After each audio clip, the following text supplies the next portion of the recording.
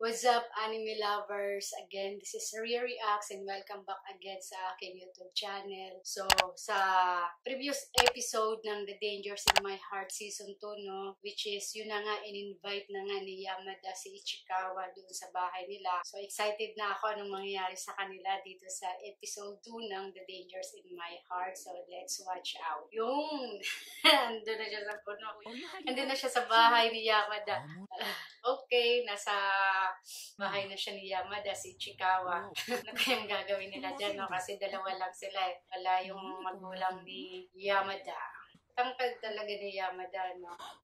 Ha? Kinikilig na naman. Wow, may pabatap si Yamada.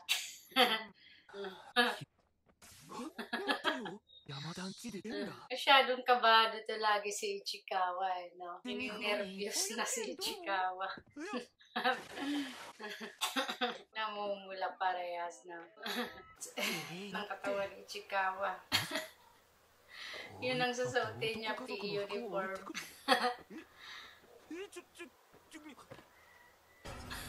Wala yung kanyang brief. Wala siyang brief.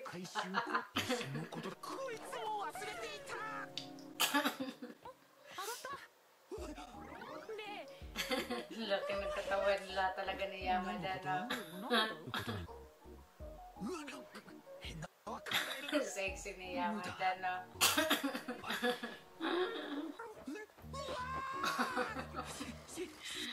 Yung aso, wala pa naman siyang brief.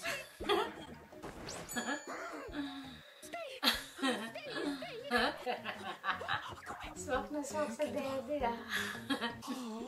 Kabado din si Yamada. Laging nakasmile si Yamada.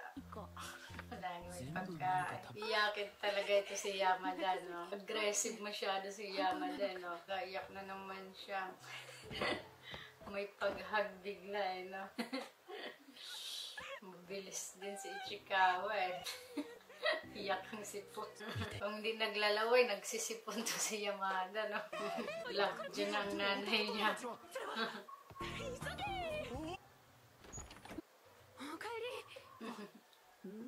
Tangkat niya sa nanay niya, eh, no?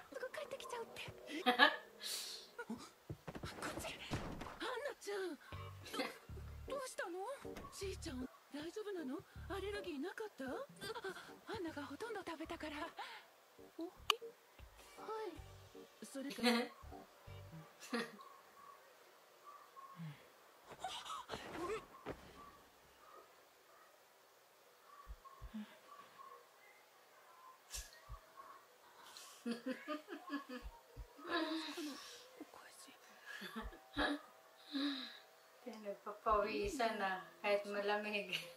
Nakaliin talaga. Higante, no? Tatay to ni, siguro ni Yamada. Nag-sure din siya, eh.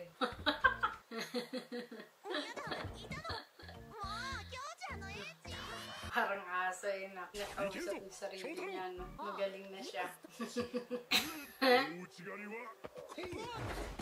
Nakagaling lang ng kamay niya na wrestling agad.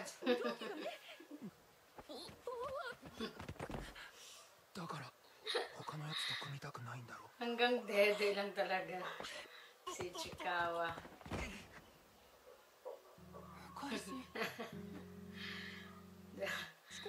Dalawang beses na knockdown si Ichikawa. Tangkad lang pala sa nito ni Monkey.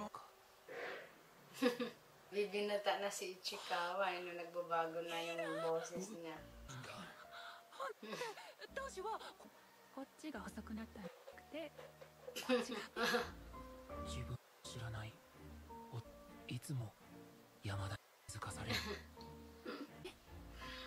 Makawak na yung braso si Yamada, na.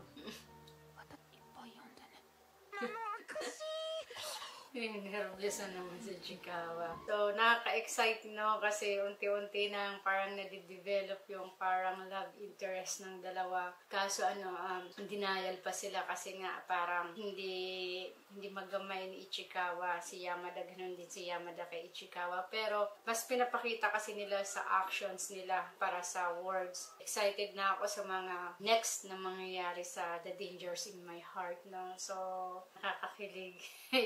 ito na lang nagpapakilig sa mga single na mahilig sa anime. So, if you are like my reaction, please like, subscribe, and comments kung ano pa yung mga anime reaction yung gagawin ko. So, see you on my next reaction video ng The Dangers in My Heart.